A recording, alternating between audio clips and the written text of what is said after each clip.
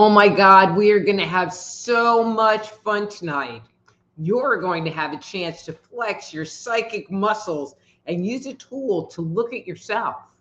Tonight, we're going to be doing a rose reading, a technique that's covered in my primer, Jumpstart Your Intuition, which is a free download at AppliedEnergeticsInstitute.com. A rose reading is a visual image that lets you look at yourself in relationship to something, how open or closed you are to it, or how much you agree or disagree with it. So get a piece of paper, a pencil, some crayons, some color pencils, and let's get started tonight on Thursday Night Live.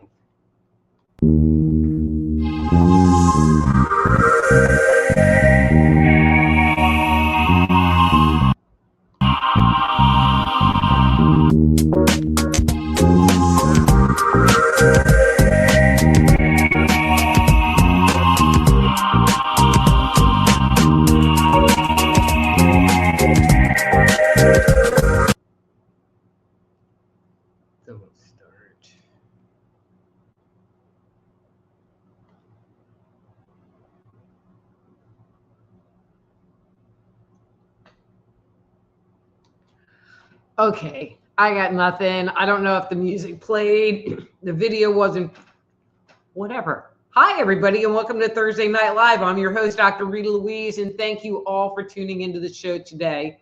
So we are going to do something fun. So hopefully, while the introduction wasn't playing correctly, you had a chance to go get a piece of paper, a pen, a pencil, some crayons, whatever you have handy. It only needs to be a scrap piece of paper because what we're doing is for your information and your insights and does not have to be perfect. So tonight we're going to be doing a rose reading. And so I'm going to show you my very bad image that I created quickly just to give you an idea. And so this is what a rose reading would potentially look like. There's a rose and then there's a sun above it. And so what I want for you to do, so the sun, okay, and I happen to place mine here, but it doesn't matter because this is all like what you are receiving and what feels good to you. So it might be over in this corner, it might be over on this side. Doesn't matter. It's what feels right to you in this moment. But the sun represents, in this situation, you and your information. And so what I want for you to do is to draw that sun circle on the top of your page somewhere, and then create a rose, again, however it seems right to you, on your piece of paper. So this is my little scrap one, and actually I'm going to do one as far as like where my energy is right now. And so there's the rose. And again, be creative. There might be things around the rose. There might be other energies involved. And then obviously there's the stem for the rose and some leaves that are coming off the stem. This is not how it needs to look. This is just providing you an example. I want you to be as creative as possible because we're going to talk about all of these different elements and what they mean, because what you create tends to be a symbolic representation to what's going on inside. And so again, the circle represents you and represents your information, and create this rose in relationship to your information. And the time starts now. And hopefully I'm going to be able to see. And if you're working with a pencil, you know, we don't think in black and white, we think in color. And so draw the colors of, you know, like picture the colors that you're getting in your head, even if you're using, you know, just a single pencil or a pen. That doesn't really matter because we think in color and it'll still make sense. All right, so I'm doing my picture right now. Sorry if the table's moving around a little bit because I'm coloring here. And see, this will give you an opportunity to create yours as I am doing mine. But see, I have a box of color pencils because I have those coloring books. And so I happen to have these laying around to use.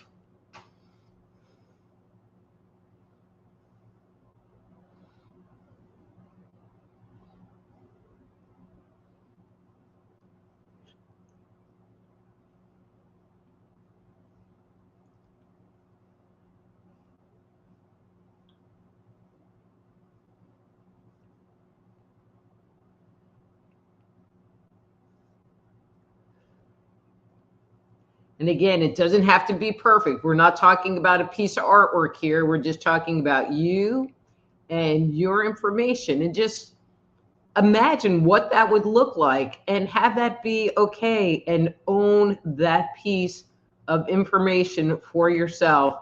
And just do your best to create this representation.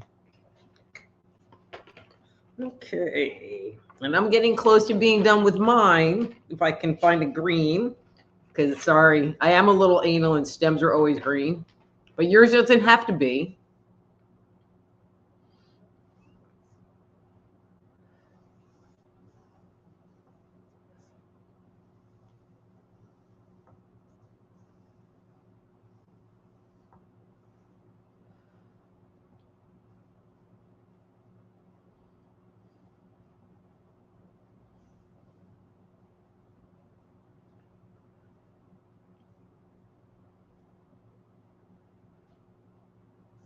You know, it's sometimes when you are drawing these elements in, it's like, it just feels like this is how it needs to be and this is where it needs to go.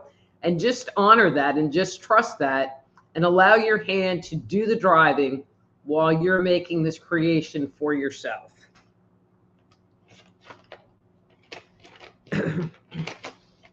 Okay, so I didn't color mine totally in, but it is in color. And so this is the rose that I created for myself. And there's my sun, and there's my rose, and you can see it's pretty open. And I have 1, 2, 3, 4, 5, 6 leaves on it. And the stem is kind of warbly, like it didn't feel like it should be straight.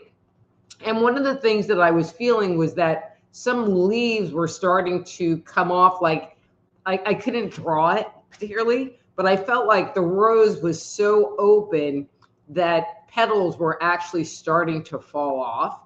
And I'll go over this here in a minute. I just want to give you a chance to finish creating your rose so that we can talk about the different symbols and representations that are found in it. Okay, so I'm going to give you a few more seconds and then we are going to move on and going over the different pieces. Okay. So, and I guess I'll use mine as an example. Okay, so the sun, you know, we talked about you in relationship to your information. So the sun represents in this situation your information. But you can also use this rose reading to look at how much effort am I putting into something, or how much permission I feel to do one thing or another, or am I excuse me, am I in agreement to a certain situation? And then draw your rose in relationship to that topic. So our topic tonight was our information. And when I talk about our information, what I'm really talking about, and it's something that we have discussed on this show, you know, infinitely, is hearing the voice of God, connecting to our higher self, you know, connecting to our internal information that is guiding us along in life. Okay, so I'm just going to say time's up, pencils down. And so if, as an example, this is like messing my lighting, so I'm having a hard time with it. Okay, so here's your sun. And so there's the rose, and I'm going to put this down because I can't hold and talk at the same time. So the rose actually represents you. And when you look at what you've created, where is the sun? Where is your information in relationship to your rose? Is it facing the rose, like mine is facing the rose, or is it turned away? Or maybe it's drooping, and not really looking at that information. So if it is going and facing the sun, that means that you're seeing it and there is acknowledgement of it. If it's facing the other direction, it means that you're not looking at it, that you're not paying attention to it, or that there's a certain amount of denial going on because your back is turned to it. Your energy is turned away from you and your information. If it's drooping, it's a very similar thing, that maybe it's not that you're turned away from it, but you're just not really receiving it. In mine, I talked about how I had some petals coming down. So in my mind, my rose was really open, like I want to say almost dying. But the feeling that I have from it is that I'm going through a big transformation, and the old me is being released so that a new me, a new bud can come in. And again, how open or closed is that rose? Is it just a little bud looking at the sun or looking away from the sun? Is it open? And how open is it? So let me ask you this, and whether you're looking at the picture, but ask yourself, how open is this rose? And give it a percentage number. Is it 10% open, 50% open, 70% open? I mean, when I check with mine, it's like 85% open to me receiving my information. But it also felt kind of tired, like it was ready to move into a new energy, a new dynamic. So what is this rose saying to you? Does it have a message for you? What kind of feelings were coming up or thoughts were coming up as you were drawing it or as you are looking at it at this point in time? So I don't really sit there and talk about like the color of the rose per se. But what color was it? Why were you, and if you drew with a pencil or a pen, what color came to your mind? Is there a significance to the color that you selected or that came into your awareness? And reflect on that for a second, about the color.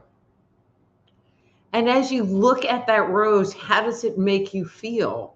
What comes up for you as you interact with that representation of yourself in relationship to your own energy?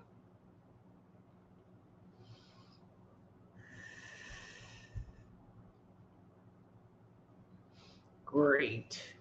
So now let's move on to the stem. And this is where it gets kind of fun. So the stem represents how long you've actually incarnated on the earth.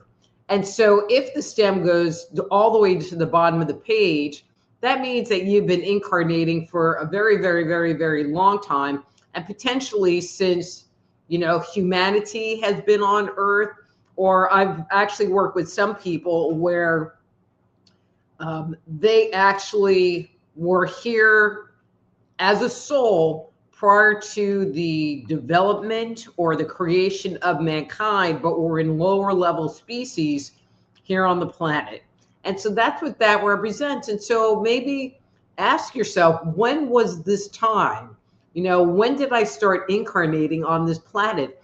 And be open to any weird thing that might happen to come into your mind as you ask yourself that question.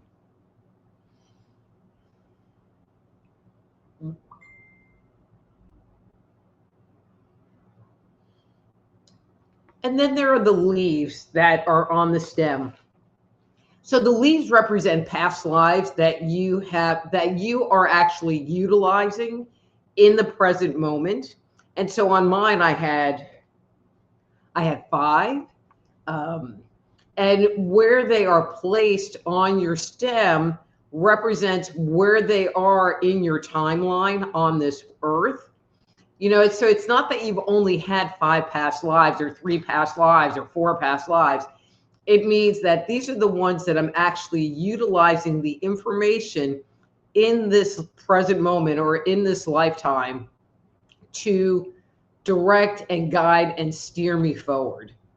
And you can't sit there and meditate or tune into or check into, where they are on the stem and into the leaf itself. And perhaps a past life will come up for you. And again, when you do this work, it seems very strange and like you're making things up, but that is you tapping into that information.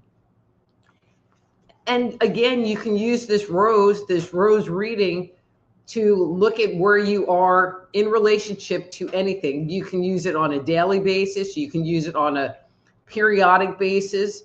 It's really up to you, but I think it's a cool and fun tool to play with. And it's a fun tool to play with other people so that you can practice how good, like if you're open to your information. I mean, I did rose reading when I first started doing psychic readings at shows. I would do rose readings and they were always very, very popular. So try one on your husband or your wife or your kids or a friend, because they're fun and they get to take like a little drawing with them to represent their rose reading.